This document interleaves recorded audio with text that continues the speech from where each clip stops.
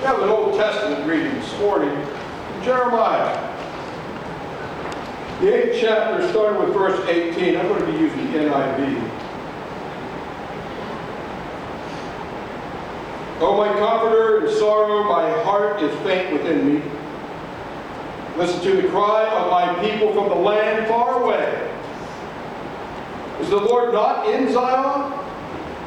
Is her king no longer here? Why have they provoked me to anger with their images, with their worthless foreign idols? The harvest is past, the summer has ended, and we are not saved. Since my people are crushed, I am crushed. I mourn, and horror grips me. Is there no balm in Gilead? Is there no physician there? Why then is there no healing for the wound of my people? Oh, that my head were a spring of water and my eyes a fountain of tears. I would weep day and night for the slain of my people. This is the word of God for the people's God. Thanks be to God.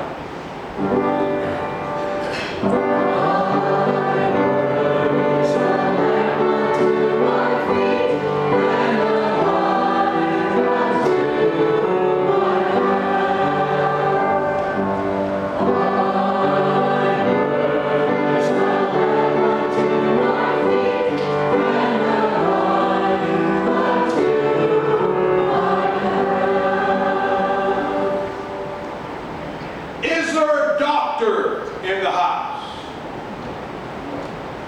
Have you ever heard that prayer? Is there a doctor? That's all they never say. Is there a lawyer in the house?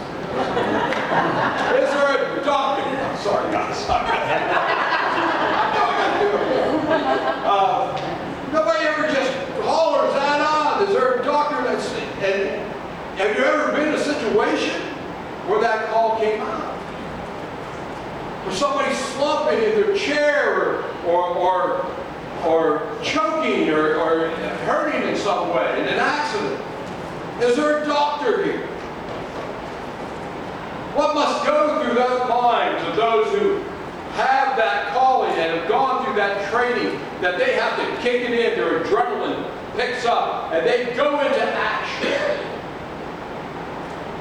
in their attempt to hold that life until somebody comes, a paramedic, to come and get them where they need to be. Is there a doctor?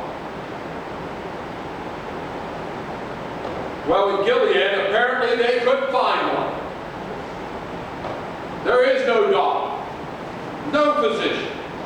Is there no balm in Gilead? Is there no physician here?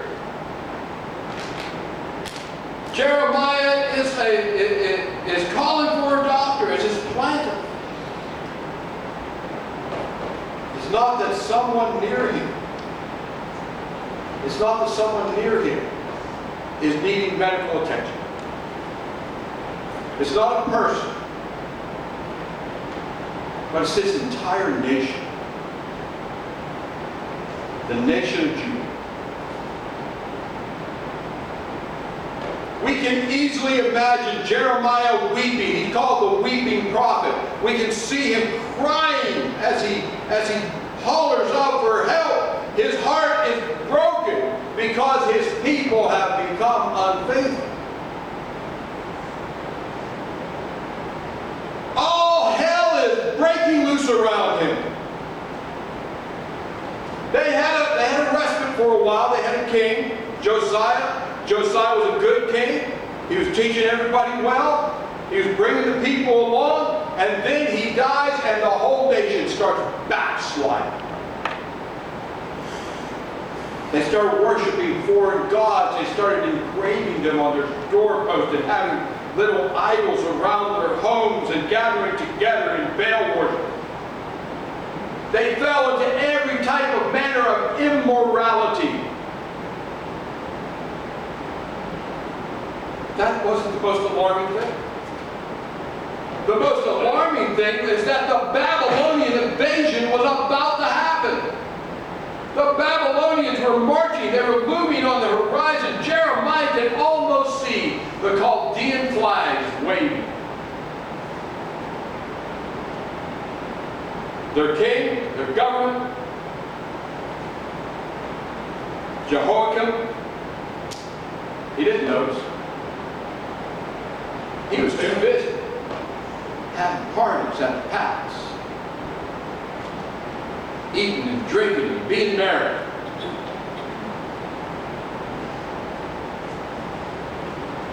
It's not all his fault. It's not all the king, it's not all the government. It's the people. People. They weren't seeing what the prophet was seeing.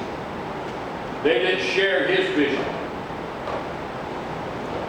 They wanted their money. They wanted the profits that they could get. They wanted the pleasures that they could find in their material possessions. So when Jeremiah asked, "Is there no balm in Gilead?" he's referring to this famous resin that they had.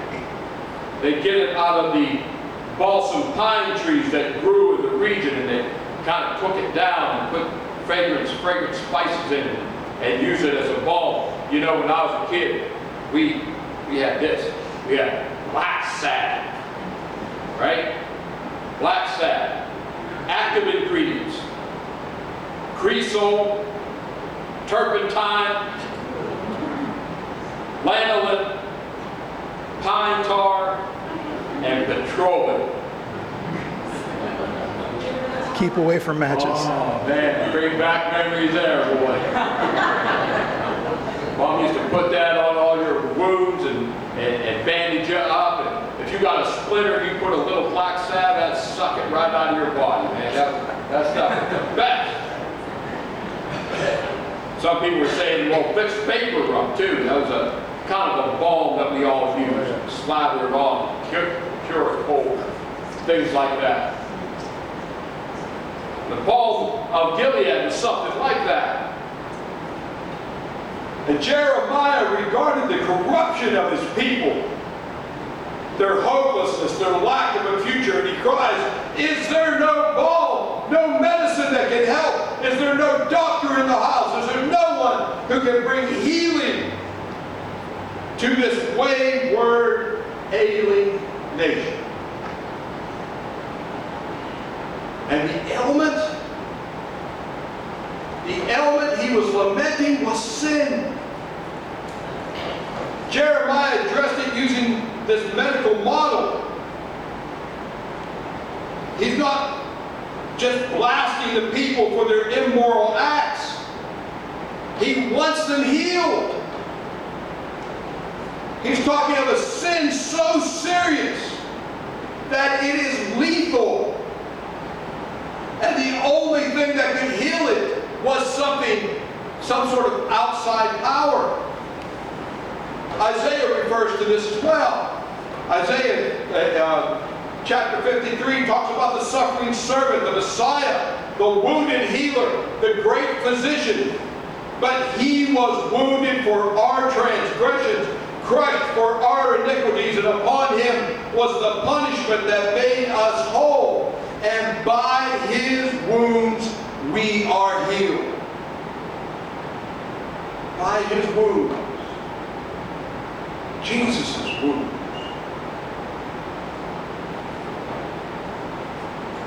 We don't talk much about sin. We don't refer to it. It's almost become like this quaint thing. Something, some sort of pious claptrap, some old-fashioned, to talk about sin. We even start using the word sin in a positive fashion. Oh, I was over at Martin's and I got me some chocolate cake and it was sinfully delicious.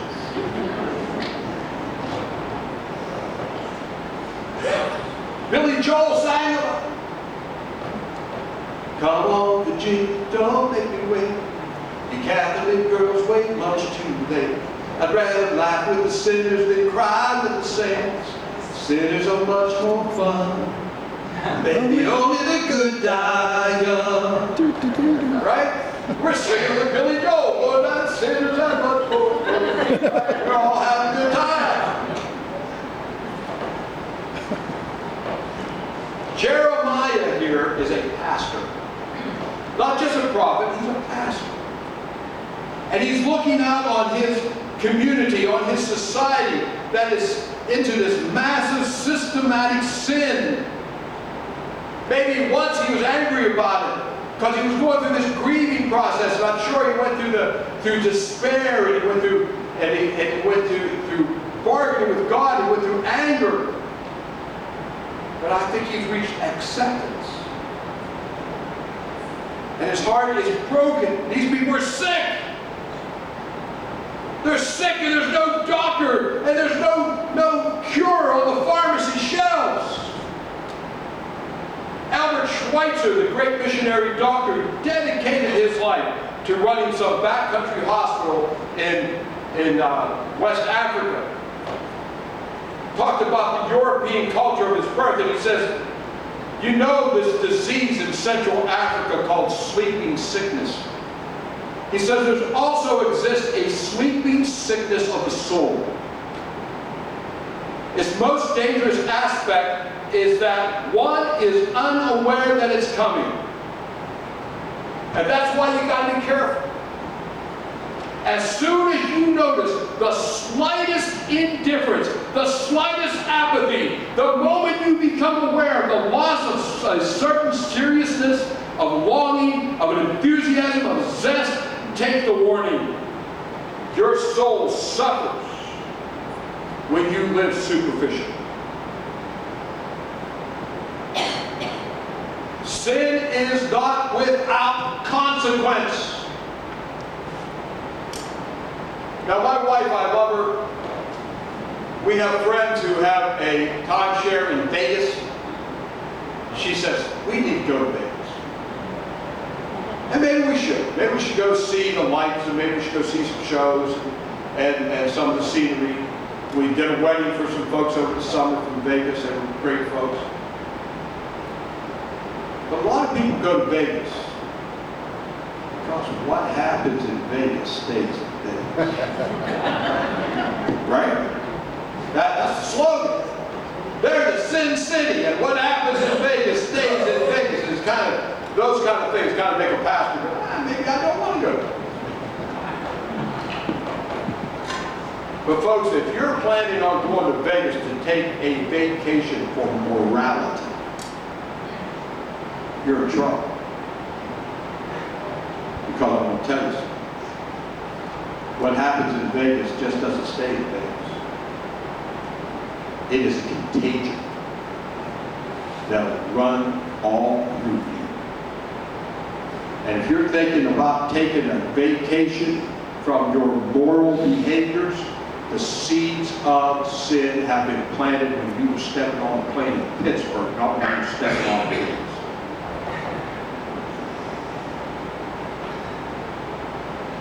Jeremiah points out that sin is not just a collection of disconnected moral behaviors. He never pretends that sin is just exercising some willpower. We don't just say no to sin. Jeremiah's a realist, and he knows the problem runs much deeper than that. That sin is deadly infection that needs to be healed. Christian philosopher Dallas Willard wrote the book, The Divine Conspiracy, and he talked about what is called the gospel of sin management. The gospel of sin management says, as many church leaders on the left and right will tell you, it's a collective, whether it's collective social sins like tolerating homelessness or poverty, or whether it's an individual sin, adultery or greed, what it comes down to is this, is that somehow Christians can manage our sinful behavior. That we can just stop sinning, or at least calm it down, back on. And God's going to smile on you because you're trying. Right?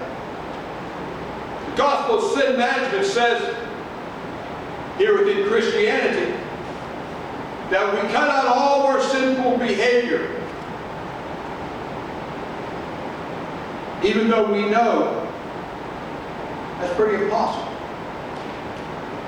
But what they say, if you're trying hard, even though you might be getting an F grade, God's going to give you an A because you put in the effort. Your A for effort grade. That's unrealistic.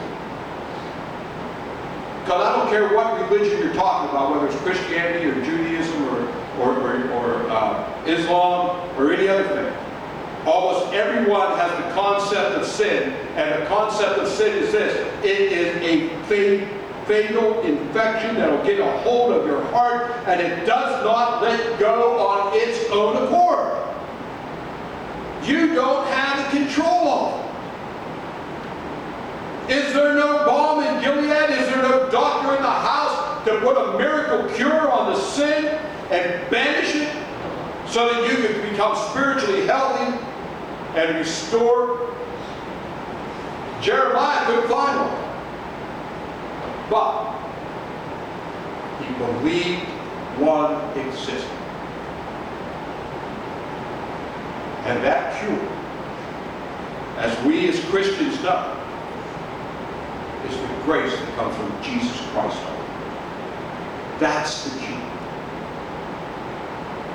Maybe you watched the royal wedding between Prince Harry and Meghan Markle. It was beautiful. I watched it. I don't follow the royals, but I did watch this. And the preacher was a bishop from here in the United States, Bishop Michael Kirk. And he gave a sermon on the power of love. And he said this: I'm talking about power, real power, power to change the world. If you don't believe me, well, there are some old slaves in America, antebellum South, who explain this dynamic power of love and why it has the power to transform. They explain it this way. They sang the spiritual, even in the midst of their captivity. It's one that says, there is a balm in Gilead. A healing balm, something that can make things right. There is a balm in Gilead to make the wounded whole. There is a balm in Gilead to heal the sick soul. And one of the stanzas says, if you cannot preach like Peter, if you cannot pray like Paul, just tell the love of Jesus and how he died to save us all. Oh, that the balm in Gilead, the way of love, is the way of life. They got it. He died to save us all. He didn't die for anything that he would get out of it. Jesus didn't get an honorary doctorate for dying. He didn't. He wasn't getting anything out of it. He gave up his life. He sacrificed his life for the good of others. For the good of others. For the well-being of the world. For us. For us.